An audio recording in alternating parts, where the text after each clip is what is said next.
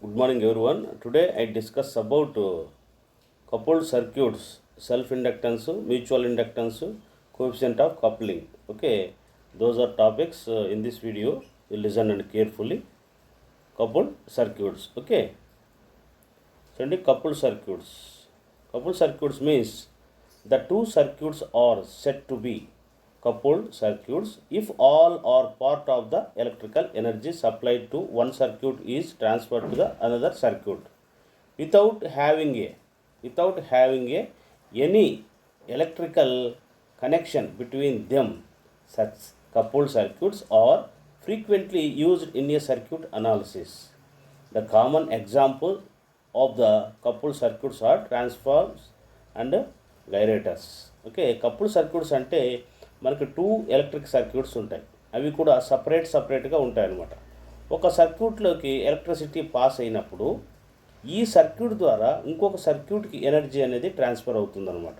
అంటే ఒక సర్క్యూట్కి మాత్రమే సోర్స్ అనేది అప్లై చేస్తాము, ఇంకొక సర్క్యూట్కి మనము సోర్స్ అనేది అప్లై చేయమన్నమాట. దీని ద్వారా ఎనర్జీ అనేది సప్లై అవుతుందన్నమాట. ఇలా సప్లై అయ్యే సర్క్యూట్స్ని ఏమంటారంటే కపుల్డ్ సర్క్యూట్స్ అంటారు.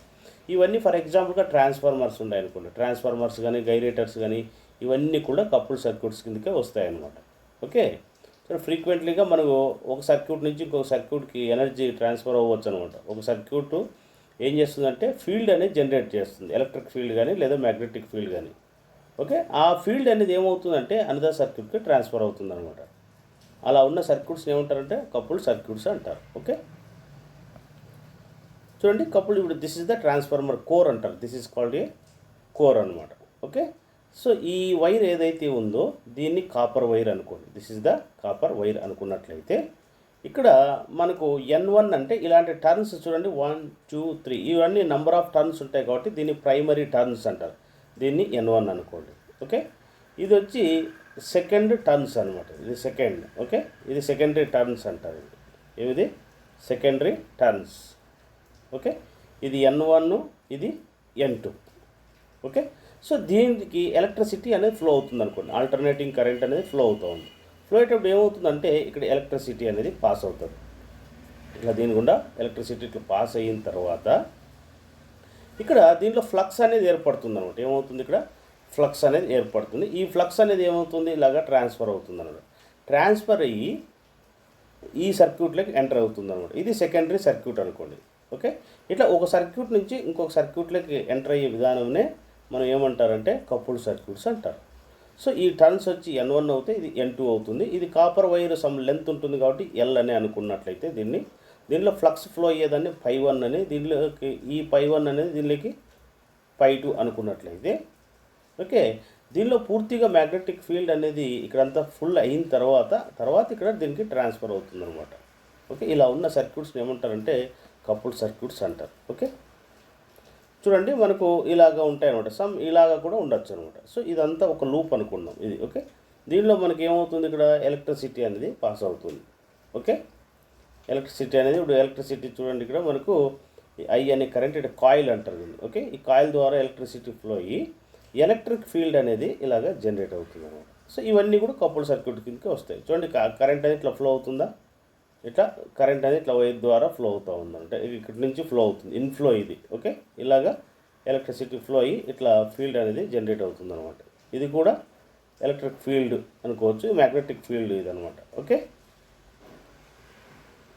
సో ఇవన్నీ ఇట్లా చూడండి. ఇప్పుడు ఇది ఒక కాయిల్ ఉంది కదా, ఈ కాయిల్ ఉంది. ఈ కాయిల్ ద్వారా ఏమవుతుంది N1 టర్న్స్ ఉందన్నమాట.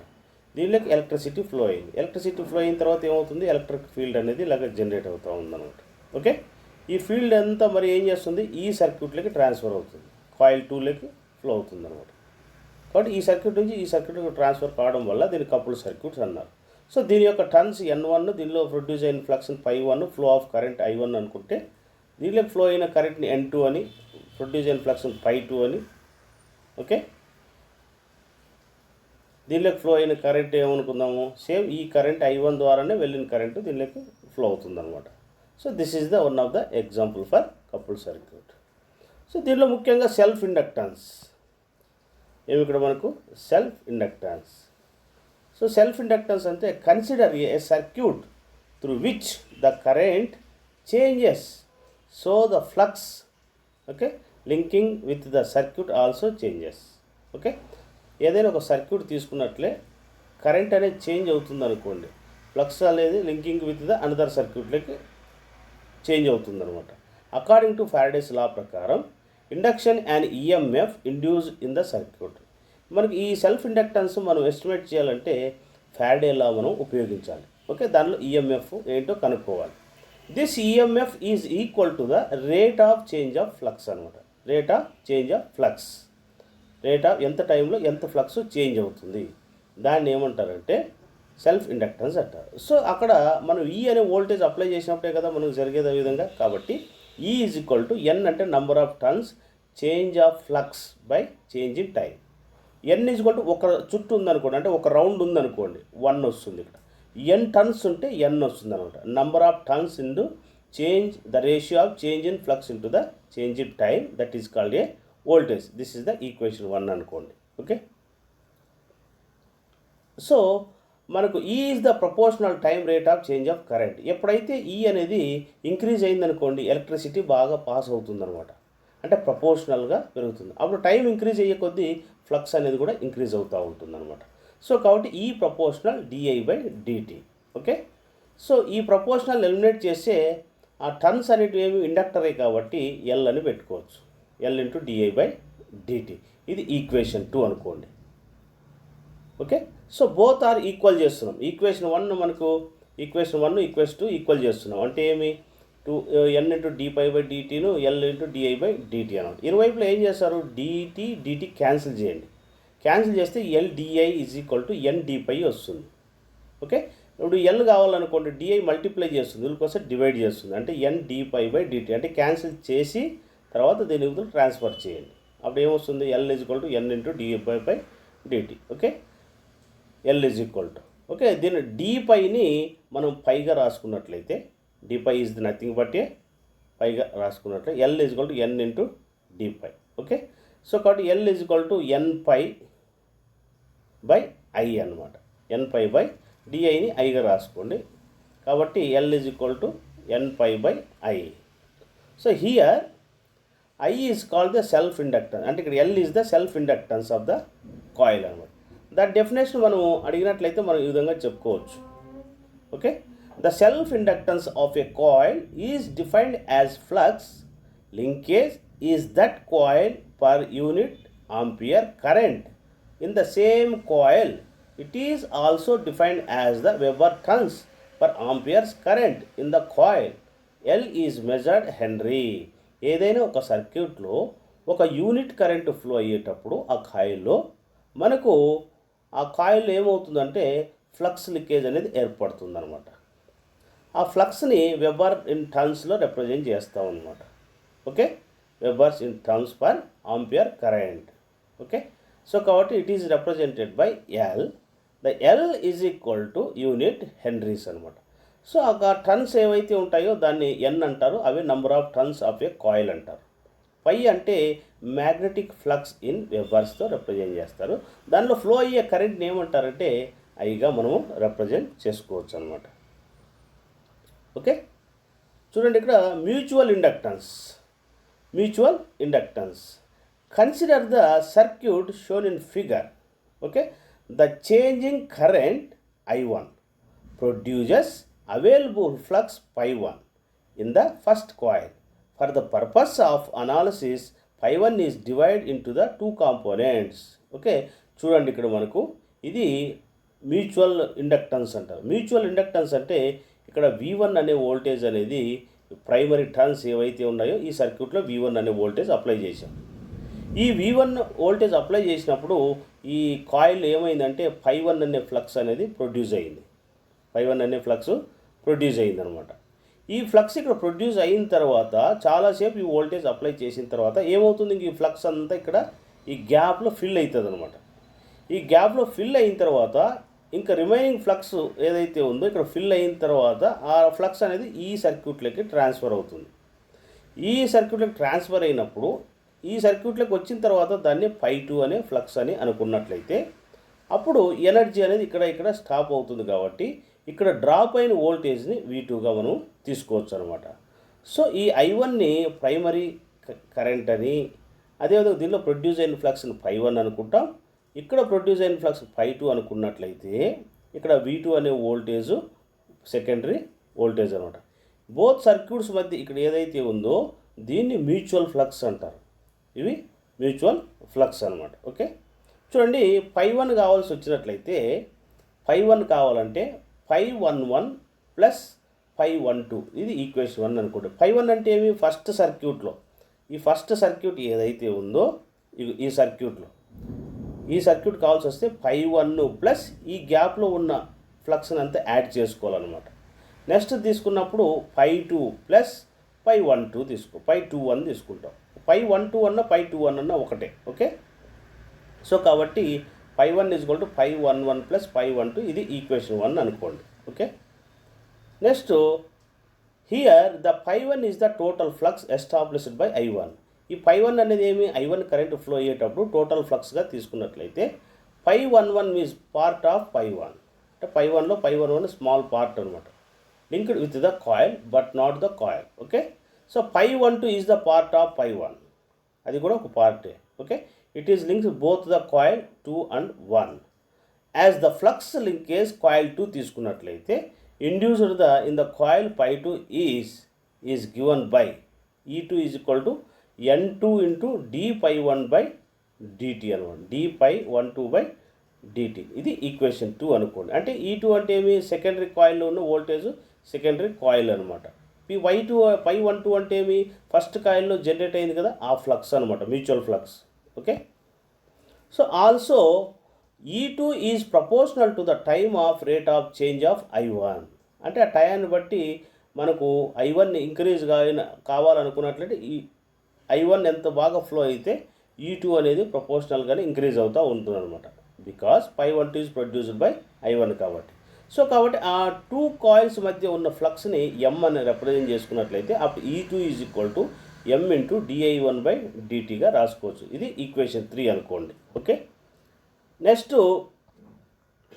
ఇక్కడ from the equation 3 and 2, from the equation 3 and 2 మనం ఏం రాసుకోవచ్చు? M = N2 × మనకు I1 ప్లేస్లో మనం ఇంతకుముందు డెరైవ్ చేసాం కదా, అక్కడ ∅12 పెట్టుకుంటాం. అంటే ఇక్కడ చూడండి, ఇక్కడ మనకు ఇక్కడ dI1 అంటే dI1/dt అంటే మనం సెల్ఫ్ ఇండక్టెన్స్ ఎక్స్ప్లెయిన్ చేసుకున్నాం కదా, అక్కడ ఫ్లక్స్ లెక్క మారిపోయింది కాబట్టి N2 × ∅12 dI రాసుకోవచ్చా? సో అది మ్యూచువల్. L అంటే రాసుకుంటాం కదా, M అంటే L అనుకోండి, అక్కడ L అంటే ఇక్కడ Mగా అనుకోండి. ఓకే, L అన్నా M అన్నా ఒకటే కాబట్టి ఇది మ్యూచువల్ ఫ్లక్స్ అయితే మ్యూచువల్ ఇండక్టెన్స్ అవుతుంది, అది ఇండక్టెన్స్ అవుతుంది అంతే. ఓకే, సో కాబట్టి L ప్లేస్లో M పెట్టుకుంటే N2 × ∅12/dI1, ఇది ఈక్వేషన్ 4. ఓకే, దీన్ని ఈ విధంగా రాసుకోవచ్చా? M = చూడండి, ఇక్కడ మనకు M d∅1నే ∅12 రాసుకోండి, dI1ని I1 రాసుకున్నాం. దిస్ ఈజ్ ద ఫ్లక్స్, ఇది ఈక్వేషన్ 5. సో రెండు కూడా యాడ్ చేయండి. ∅2 కావాలంటే ∅22 ప్లస్ ∅21. ఇక్కడ I2 current. Suppose the second coil is connected to a voltage source, let I2 be the current flowing and ∅2 is the total flux అనుకున్నట్లయితే ∅2 = ∅22 plus ∅21. Okay, సిమిలర్గా మనం ∅1లో ఎలా తీసుకుంటాము కాయిల్ 1లో, అలాగే ఇది కూడా కాయిల్ 2 కూడా అంతే. Here ∅21 is the part of ∅2 and links with the coil 1. Then the EMF in the coil is equal to coil 1 is equal to E1 అనుకుంటే E1 is equal to N1 × ∅21/dt. Okay, so E1 is equal to N1 ∅12 అంటే ఏం రాసుకోవచ్చు?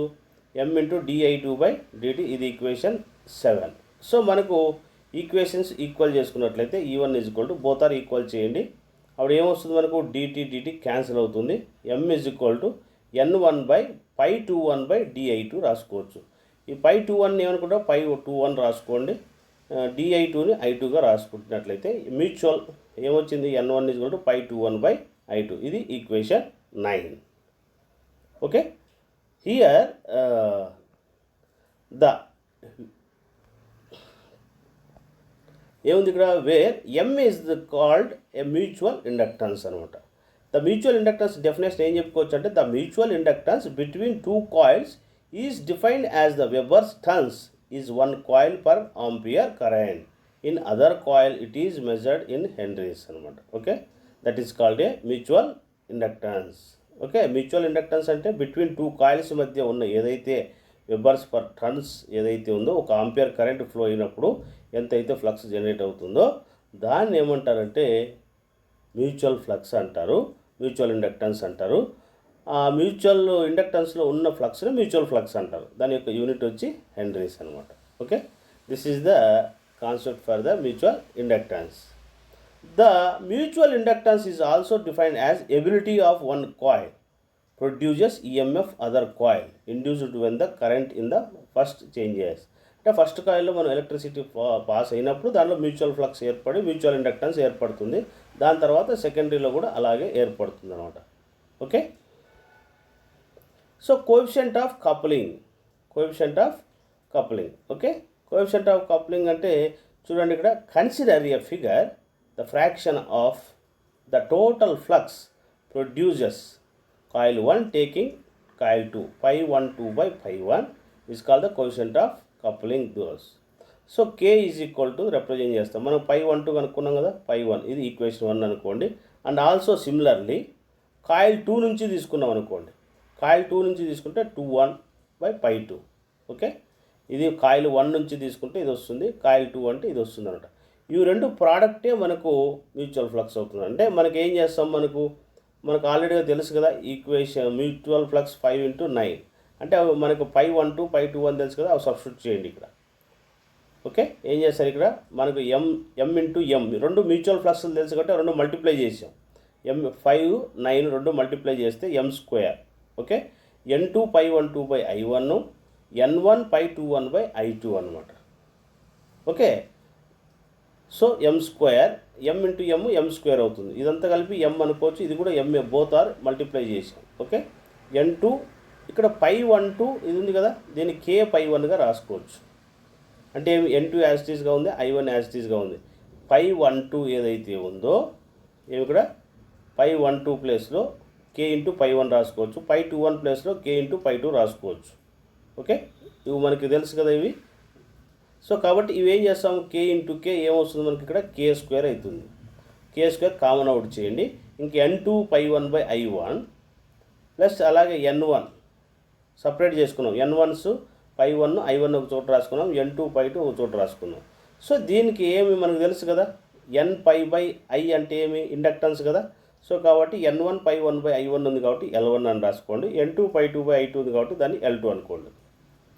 So ఈ 2 యూతులకు వస్తే route అవుతుంది. Okay, ఏం చేస్తారు, 2 అనేది రైట్ సైడ్ ట్రాన్స్ఫర్ చేస్తే ఏమవుతుంది, రూట్ అవుతుంది. 2k² క్యాన్సిల్ అవుతుంది. m is equal to k × √L1 L2.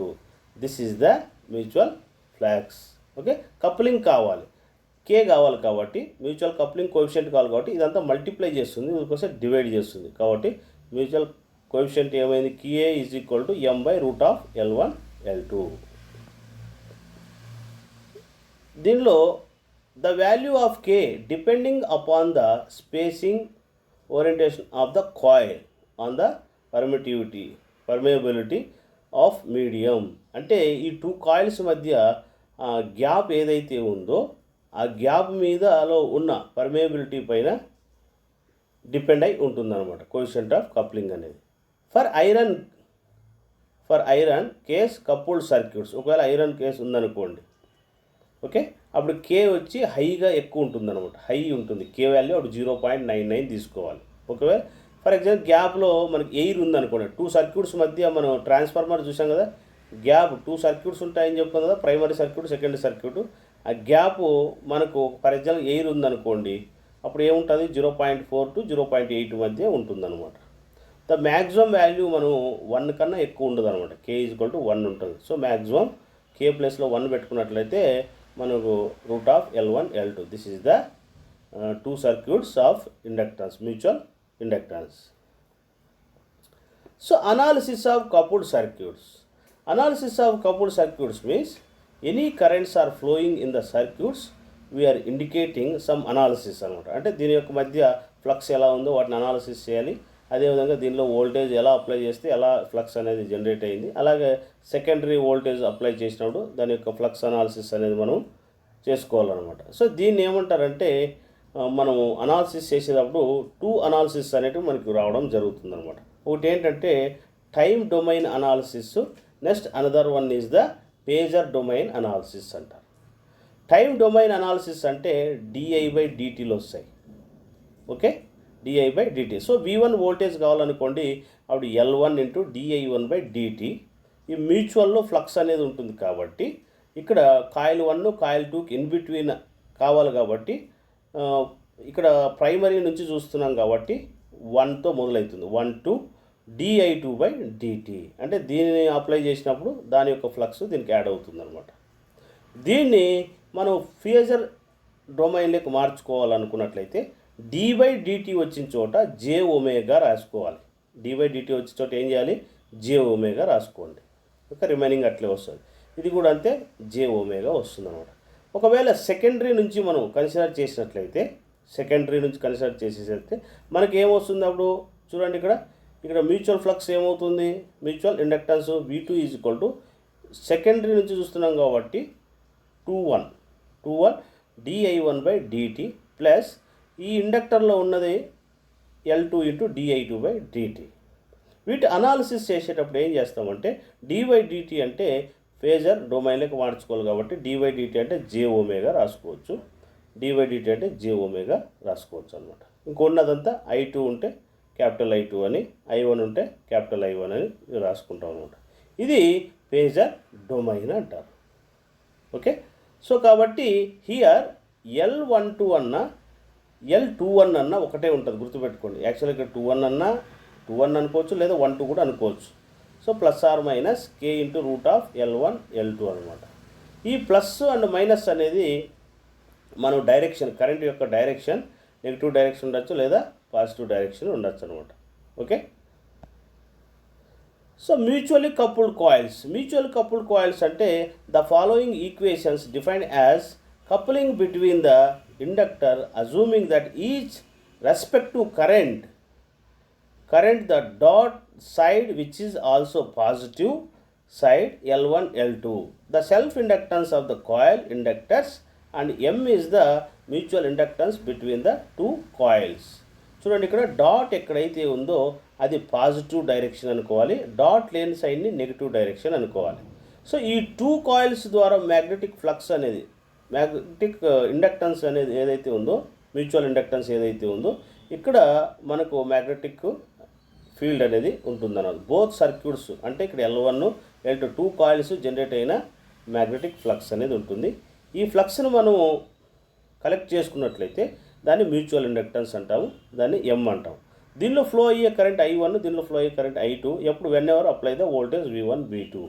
So the equation we return has, మనకు V1 కావాలనుకున్నట్లయితే L1 di1/dt M into di2/dt వస్తుంది. అంటే I2కి ఏమొస్తుంది, di2/dt వస్తుంది.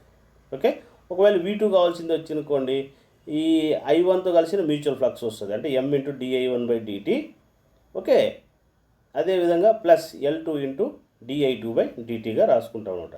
This is the concept of మనకి mutual inductance coefficient of coupling. Okay, next this topic is over. Tomorrow I will discuss remaining topic. Okay, thank you.